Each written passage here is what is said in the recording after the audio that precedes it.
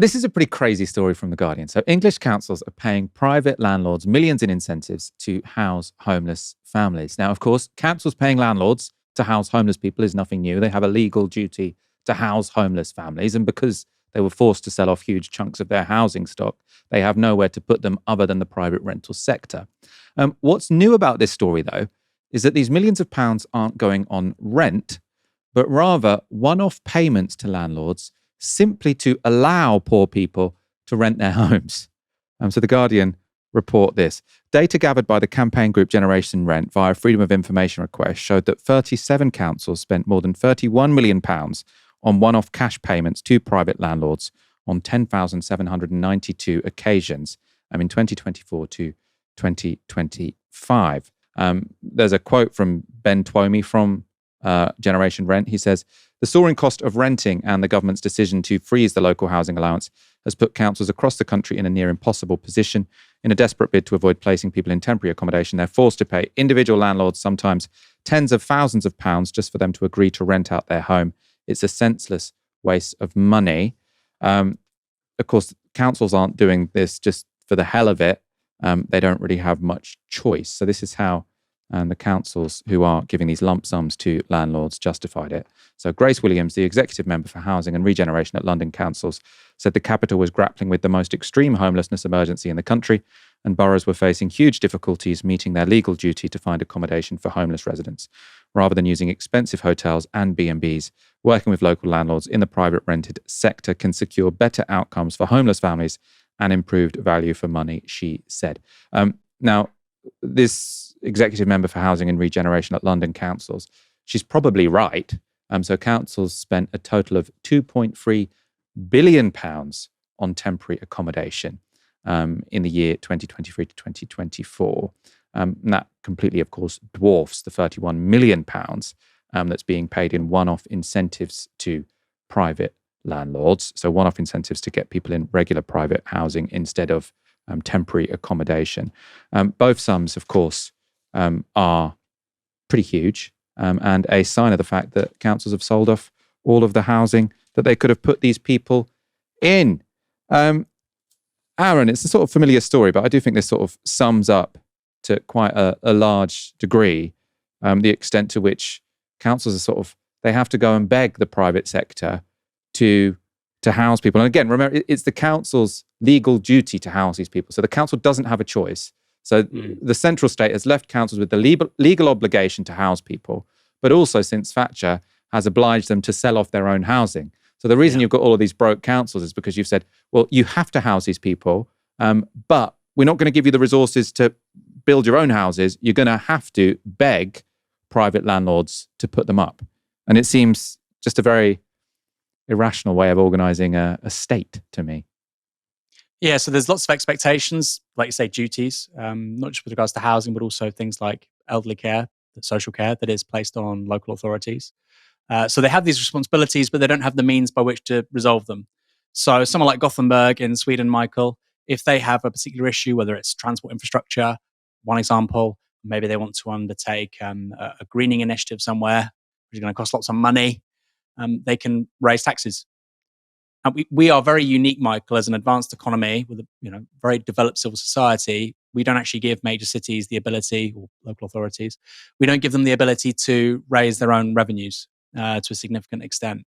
This, of course, is part of the reason why local authorities are bankrupting themselves. Okay, so I think we've long argued for things like social care that shouldn't actually be held at the local level, whatever you think.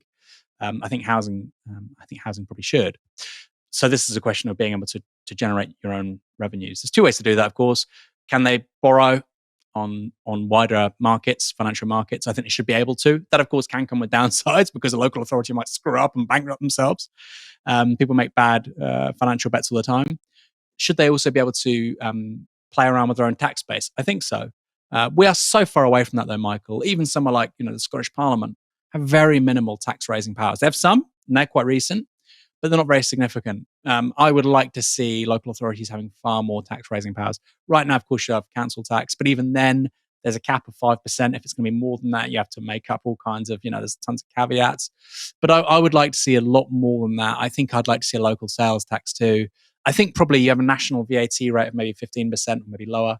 And then you have a local consumption tax as well that would top it up, or maybe you don't want to top it up, right? That would be one way of doing it. Maybe that wouldn't be particularly progressive, other ways too. But like I say, somewhere like Bristol has appalling transport infrastructure. It's much bigger than somewhere like Gothenburg. If Gothenburg has those problems, they'll raise money somehow. Bristol, though, much bigger place, can't do that. Leeds can't do that. You're dependent on the largesse of the central state. With housing, it's of course even worse because the state has these expectations of you, but you're getting very, very, very little in terms of resources being made available. But look, Michael, central government under neoliberalism wants local authorities to fail. They don't want effective local government. Why?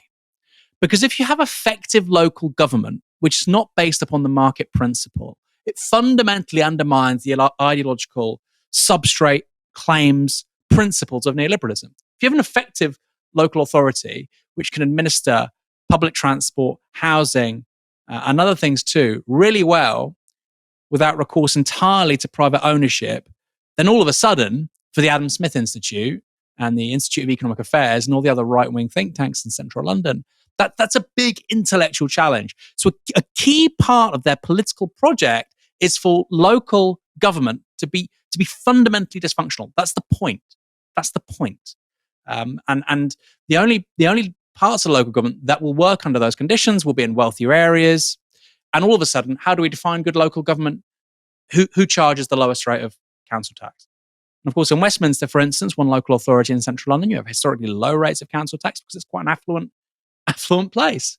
A less affluent place is going to struggle more. So this dysfunction at the local level, Michael, is priced in. It's part of the project we've had in this country for 45 years. We see it with things like buses outside of London. We see it in social care, and we see it with stuff like this as well. It's kind of a varied picture.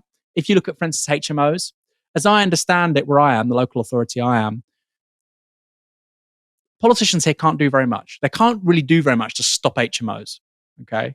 You might have an area where, okay, if it goes above a certain level of density, they can stop it because you can't have more than X% of HMOs within a certain area.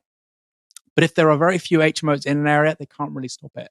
As I understand it, in local authorities, combined authorities rather, with a metro mayor, somewhat different. The mayor can intervene to a stronger extent, which is why I'm pro-mayors, frankly. One of the reasons why I'm pro-mayors.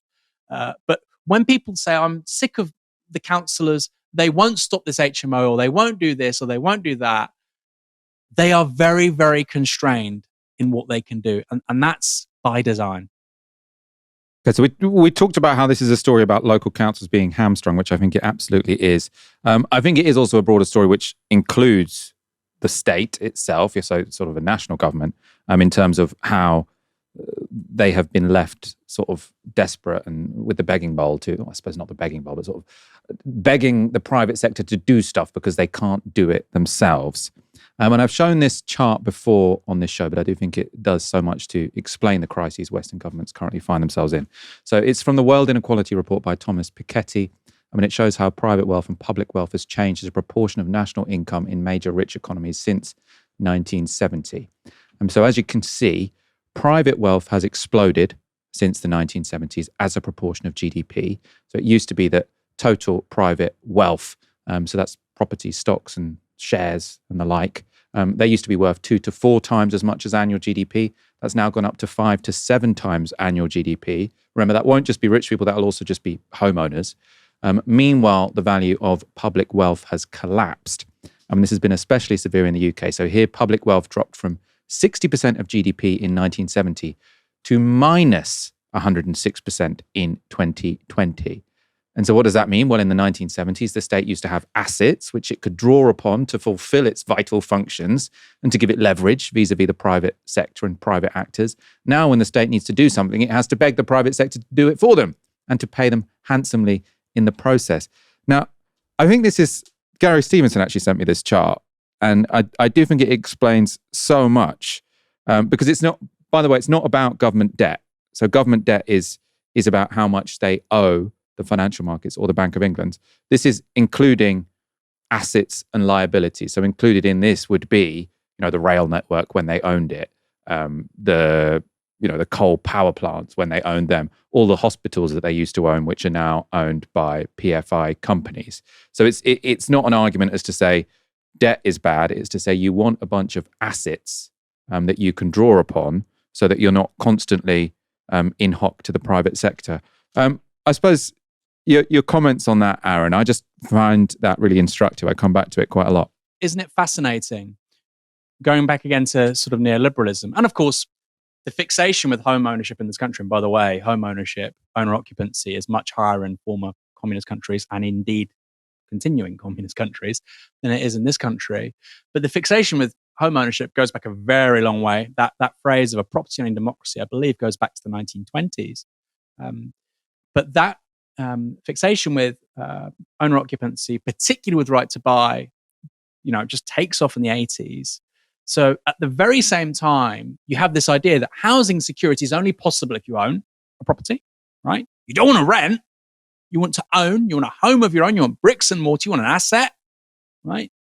The exact same time that goes completely mainstream, literally the exact same time, you have an inverse rationality being deployed with regards to the state. Well, why should the state own anything? Why should it?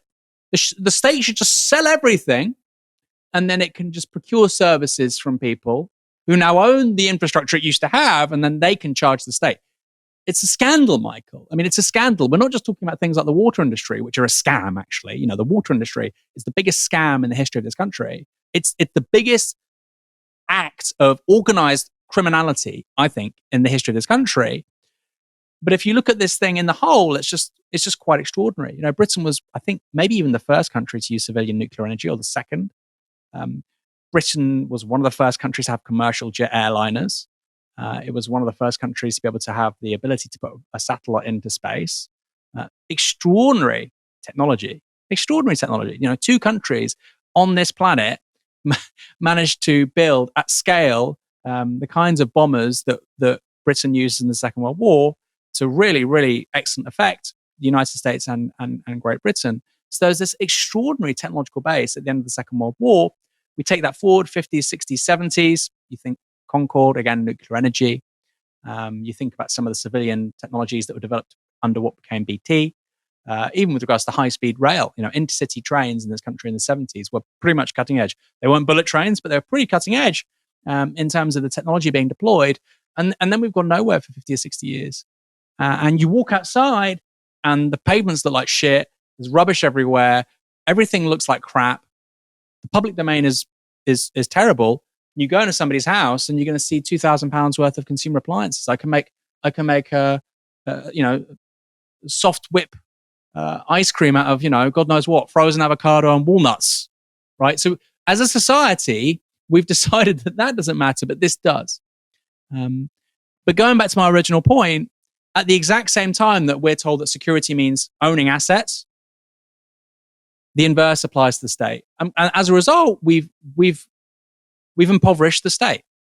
And that's a really, really big deal because, of course, the state is the last actor of resort in all manner of things, in a financial crisis, in a war, in a pandemic, to address certain social challenges like mass homelessness or ill health, the public health crisis. You need the state. We have impoverished the state. And we've impoverished it by inverting, like I say, the exact logic by which we say you should secure your future. Oh, think about inheritance tax. Don't tax inheritance because you want assets to give to your kids for their safety, their security, their long-term well-being. Why don't we think about that with the state?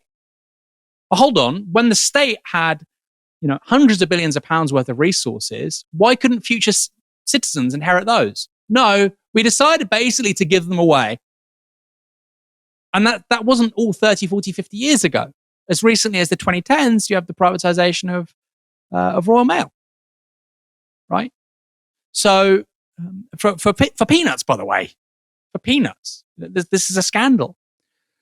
So I think, when conservatives say that property ownership and asset ownership is the key to long-term stability and security, okay, you're right. Let's apply that now to the state. Let's start building stuff and let's start investing in things, right? You're told to get a mortgage to buy a house because in the long term, it's in your interest. Why can't you use debt in the same way to build infrastructure for the country? It's the exact same principle. No, we can't build HS2. It's going to cost too much. Okay, when you can't get out your mortgage, it's going to cost too much. When you rent somewhere instead for the whole of your life. Well, no, that would be stupid. That would be insecure. That's short-term thinking. Okay, well, you described it yourself, short-term thinking.